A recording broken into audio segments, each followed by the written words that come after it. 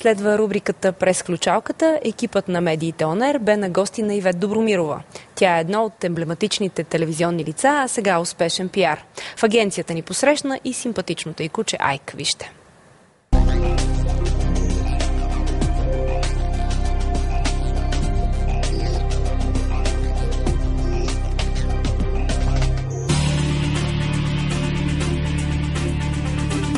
Аз всъщност влязах в телевизията с конкурс, колкото и парадоксално да изглежда това, заради слуховете, че в телевизията хората влизат или с връзки, или по наследственост, или по някакъв друг начин, не през вратата, а през прозореца.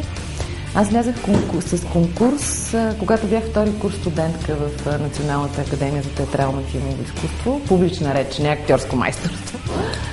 И се явих на конкурс за "Добро утро", които търсеха човек, който да се редува с Вяра Анкова, да чете новините, съботните новини в предаването.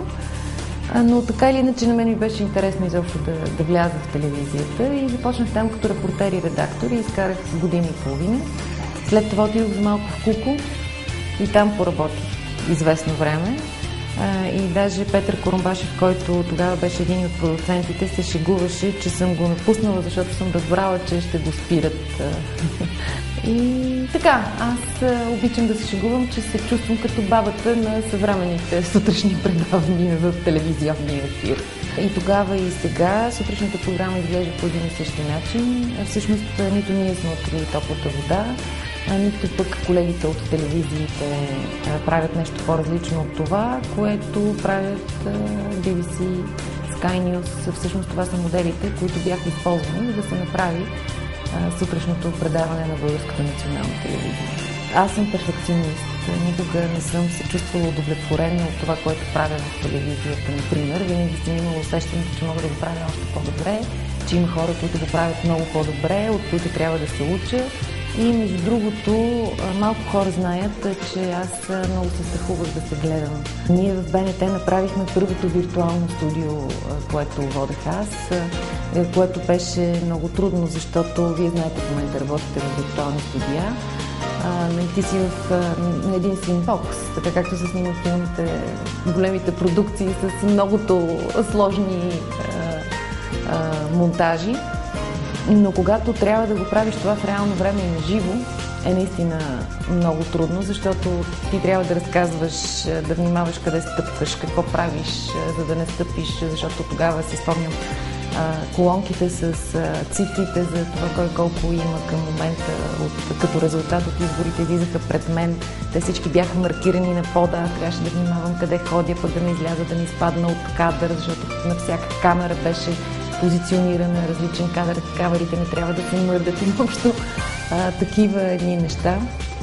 И години по-късно гледах запис на това виртуално студио и установих, че и до ден днешен няма много по-добри постижения в тази посока, специално в България. Да, по света правят изключителни неща, но и до ден днешен в България не е направено нещо много по-различно, от което ми стана хем приятно, хем отчасти тъжно, защото трябва телевизионерите в България да имат фантазия. Не всичко е въпрос на пари. Пиара е трудна професия навсякъде по света, между другото. Всичко, което съм чела и от колеги, които работят на Запад, като анализи, като статии, като коментари, всичко опира и свършва до това, че е много трудно да обясниш какво точно правиш и защо го правиш и по какъв начин продукта, който ти създаваш, дава принадена стойност на клиента и партньора. Точно поради тази причина аз обичам да казвам, че аз нямам клиенти, аз имам партньори, защото ние работим заедно за един продукт, който е техния продукт, който трябва да изглежда по определен начин, да се възприема по определен начин и наистина хората, с които аз работя, са мениджъри с такъв размах, които разбират, че експерта по публична комуникация им е нужен дори само защото той дава отражението на огледалото от това, което те правят, как ще се възприеме, как ще се изтълкува и съответно как да го направят така, че да бъде възприето и изтълкувано по най-добрия възможен начин. Приказката, която най-много мрази, от нищо нещо. Никога от нищо не може да се получи нещо. Но когато имаш нещо, ти можеш да направиш това нещо още по-добро.